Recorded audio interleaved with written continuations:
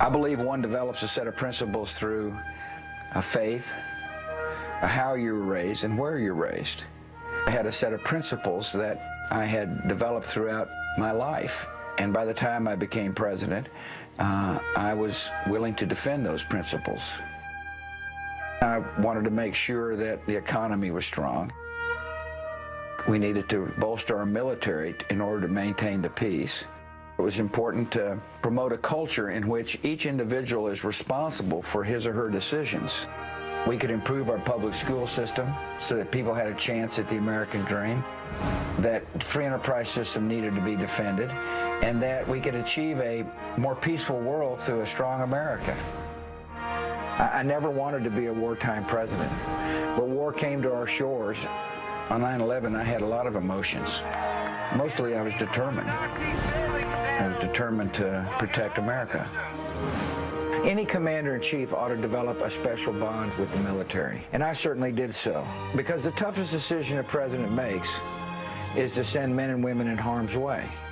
I thought of a multitude of issues that I was interested in, and of course one of them is literacy. After September 11th, many other options for issues confronted me, and one of them was women's rights. So when I made the presidential radio address talking about the brutal treatment of women and children by the Taliban, I started getting responses from women everywhere across our country. One of the guiding principles of my presidency was, to whom much is given, much is required. And America is such a blessed nation that I believe we have an obligation to help human suffering where we possibly can. Life is service till the end.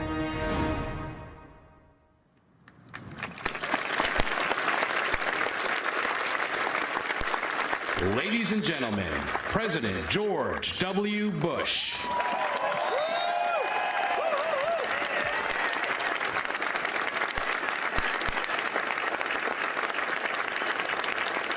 Thank you all. Please be seated.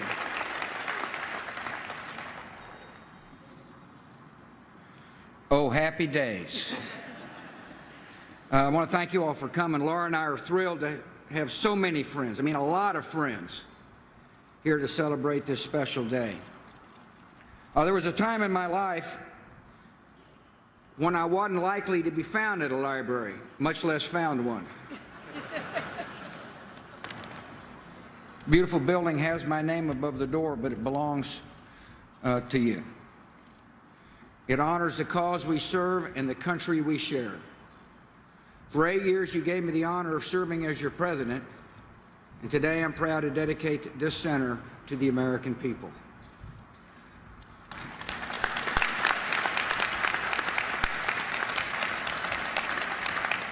I am very grateful to President Obama and Michelle for making this trip.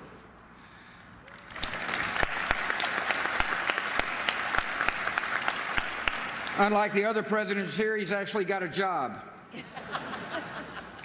President, thank you for your kind words and for leading the nation we all love.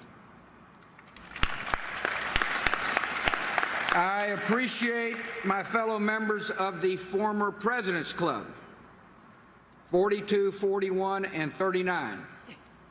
I want to thank you all for your kind words and the example you have set. Alexander Hamilton once worried about ex-presidents wandering among the people like discontented ghosts. Actually, I think we seem pretty happy. One reason is that we have wonderful first ladies at our side.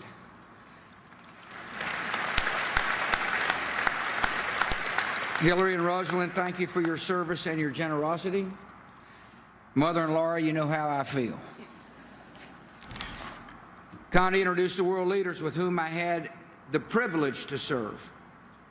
You're good friends, and I'm honored to have you here in the Promised Land. I want to welcome the members of Congress. Mr. Speaker, appreciate you coming. And the diplomatic corps, I know you will all be happy to hear that this speech is a lot shorter than the State of the Union. I thank the governors, Governor of our own home state, and other governors, mayors, state and local officials who joined us. I welcome members of my cabinet, the White House staff and administration, especially Vice President Dick Cheney.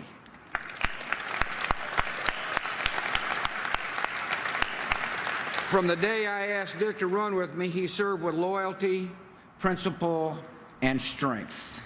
Proud to call you friend. History is going to show that I served with great people, a talented, dedicated, intelligent team of men and women who love our nation as much as I do. I want to thank the people who have made this project a success. President Gerald Turner runs a fantastic university.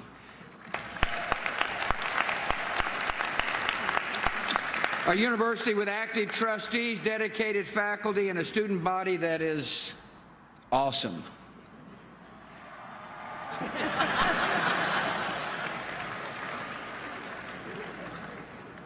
I want to thank David Ferriero, Alan Lowe, and the professionals at the National Archives and Records Administration who have taken on a major task, and I am confident you all will handle it.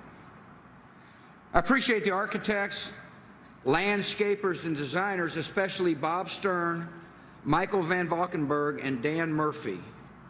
I want to thank the folks of Manhattan Construction, as well as all the workers who built a fine facility that will stand the test of time. I thank the fantastic team at the George W. Bush Center, headed by Mark Langdale and Jim Glassman, and my longtime pal, Donnie Evans. Much to the delight of the folks who worked on this project, we have raised enough money to pay our bills. We have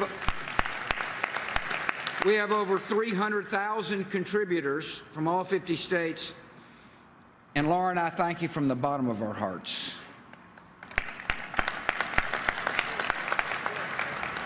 This is the first time in American history that parents have seen their son's presidential library. Mother, I promise to keep my area clean. You know, Barbara Bush taught me to live life to the fullest, to laugh a lot, and to speak my mind, a trait that sometimes got us both into trouble. Dad taught me how to be a president. Before that, he showed me how to be a man. And 41, it is awesome that you are here today.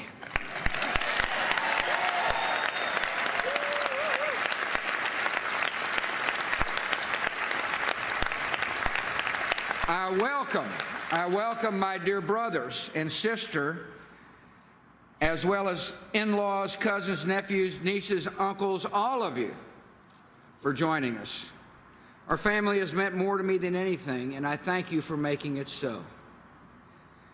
Not so long ago, this campus was home to a beautiful West Texan named Laura Welch. When she earned her degree in library science, I'm not sure this day is exactly what she had in mind. She's been a source of strength and support and inspiration ever since we met in the O'Neill's backyard in Midland, Texas. One of the joys of the presidency was watching Laura serve as First Lady. The American people rightly love her, and so do I.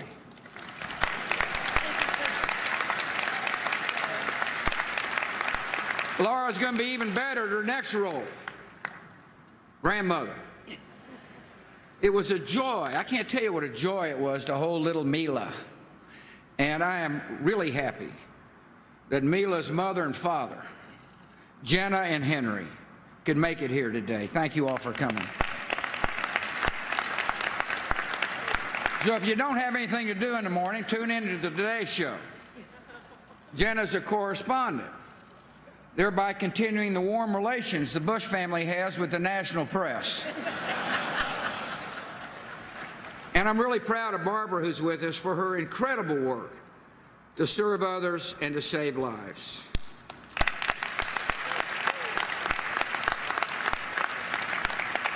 Today marks a major milestone in a journey that began 20 years ago when I announced my campaign for governor of Texas. Some of you were there that day. I mean, a lot of you were there that day. I picture you looking a little younger. You probably picture me with a little less gray hair. In politics, you learn who your real friends are. And our friends have stood with us every step of the way. And today's a day to give you a proper thanks. In democracy, the purpose of public office is not to fulfill personal ambition. Elected officials must serve a cause greater than themselves. The political winds blow left and right, polls rise and fall, supporters come and go. But in the end, leaders are defined by the convictions they hold. And my deepest conviction, the guiding principle of the administration, is that the United States of America must strive to expand the reach of freedom.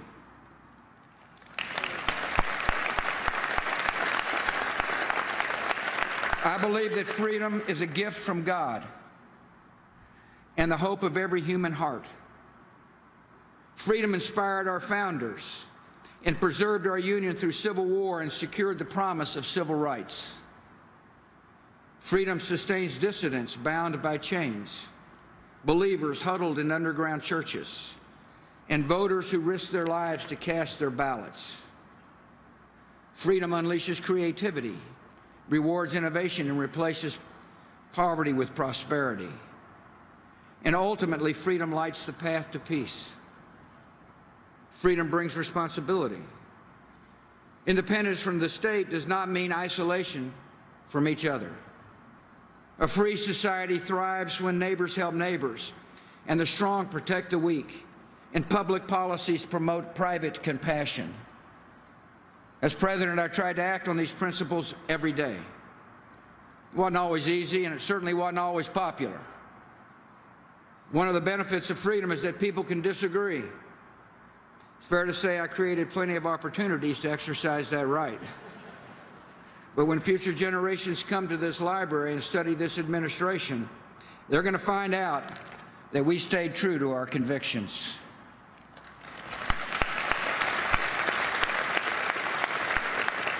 That we expanded freedom at home by raising standards in schools and lowering taxes for everybody. That we liberated nations from dictatorship and freed people from AIDS. And that when our freedom came under attack, we made the tough decisions required to keep the American people safe.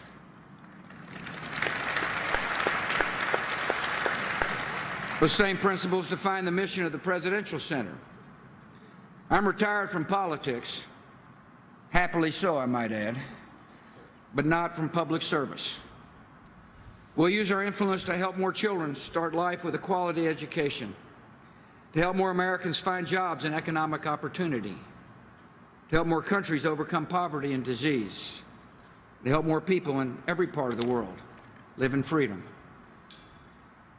We'll work to empower women around the world to transform their countries, stand behind the courageous men and women who have stepped forward to wear the uniform of the United States to defend our flag and our freedoms here at home.